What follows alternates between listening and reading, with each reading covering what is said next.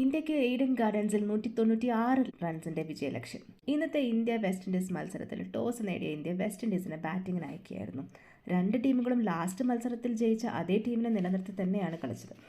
തുടക്കത്തിൽ തന്നെ വളരെ ശ്രദ്ധിച്ചു തുടങ്ങിയ വെസ്റ്റ് ഇൻഡീസ് ഓപ്പണേഴ്സായ ഹോപ്പും ചേസനും വിക്കറ്റ് കളയാതെ 45 റൺസോടുകൂടി പവർ പ്ലേ പൂർത്തിയാക്കി. ഇതിനിടയിൽ ഇന്ത്യൻ ഫീൽഡർമാർക്ക് അവരെ പുറത്താക്കാനുള്ള 2 അവസരം നഷ്ടമാവുകയും ചെയ്തു. ചേസിന്റെ ക്യാച്ച് അഭിഷേകും മിസ്സാക്കി. പിന്നെ ഒരു run out catch Varun Chakravarthy മിസ്സാക്കി. കളിയുടെ ടേണിംഗ് പോയിന്റ് എന്ന് പറയുന്നത് ബർമയുടെ ഓവറായിരുന്നു. ഹോപ്പിനെയും ഹെയ്റ്റ്മേറെയും ഒരേ ഓവറിൽ തന്നെ പുറത്താക്കി കളി ഇന്ത്യയുടെ വരുതിയിലാക്കിയെന്ന് തോന്നിയെങ്കിലും പവൽ ഹോൾഡർ കൂട്ടുകെട്ട് ഇന്ത്യക്ക് നല്ല തലവേദന തന്നെ സൃഷ്ടിച്ചു. ഇതിനിടയിൽ പവൽ LBWയിൽ പുറത്തായിരുന്നെങ്കിലും അമ്പയർ അനുവദിച്ചില്ല. ഇന്ത്യ റിവ്യൂ എടുത്തിരുന്നെങ്കിലും അമ്പയർ കോളായ കാരണം ഔട്ടായതുമില്ല. ഹോൾഡറും പവലും 37, 34 റൺസ് എടുത്ത് ഔട്ട് ആവാതെ തന്നെ വെസ്റ്റ് ഇൻഡീസിന് 195 എന്ന ശക്തമായ ടാർഗറ്റിലേക്ക് എത്തുകയും ചെയ്തു.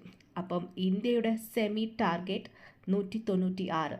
കാത്തിരിക്കാം. ശ്വാസം അടക്കി പിടിച്ചുള്ള പോരാട്ടത്തിനായി, ഇന്ത്യയുടെ വിജയത്തിനായി നമുക്ക് ഒന്നിച്ച് ആർപ്പ് വിളിക്കാം. കട്ടയ്ക്ക് കൂടെ ഉണ്ടാവാൻ മറക്കരുത്. ജയ് ഹിന്ദ്.